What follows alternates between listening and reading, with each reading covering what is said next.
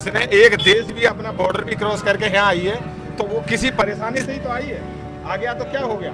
वो कोई आतंकवादी है, बम लेके आई है, क्या है? अब सारी सरकार ने सारी जांचें कर ली है, उसमें क्या हो गया? औरत वहां से प्रताड़ित है कहीं तो आई है, क्या हो गया? यहाँ आ गई तो बहुत अच्छी बात है, बड़ी खुशी की बात है। उसमें क्या है? कोई आदमी कहीं से अगर प्रताड़ित है, मान लिए यहीं भारत का ही है, अगर वो दुखी है, अपने घर से कहीं से परेशान है और वो कहीं जाके सुखपूर्वक रह रहा है तो क्या प्रॉब्लम है भाई?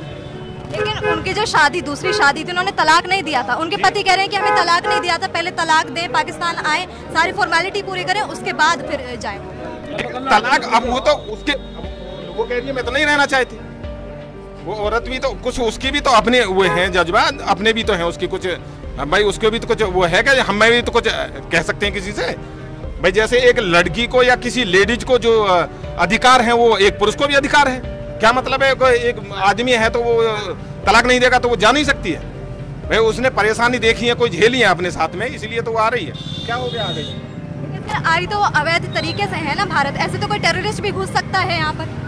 नहीं, टेररिस्ट का एक मामला और है, वो देश को दुख देने के लिए आता है और ये एक महिला दुख देने के लिए नहीं आई। सारी जांच पड़ताल यहाँ पर सरकार ने भी की है, इसमें कोई ऐसी बात नहीं।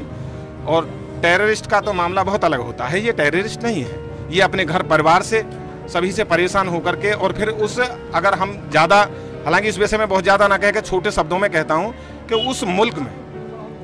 उस मुल्क में क्या है? खाने के लिए दाने दाने के लिए मोहताज है। अगर उस देश से कोई प्रताड़ित होकर के यहाँ आ गई तो क्या प्रॉब्लम हुआ? बताओ क्या परेशानी होगी आकर? लेकिन आपको लगता नहीं कि अगर वो टेररिस्ट निकली तो, क्योंकि ये जब मामला हाईलाइट हुआ है उसके बाद पता चला कि वो पाकिस्तानी है, नहीं तो वो यहाँ पर रहती, अवैध तरीके से रहती ना। तो ये तो सरकार का काम है ना, तो उसके बारे में जांच करें।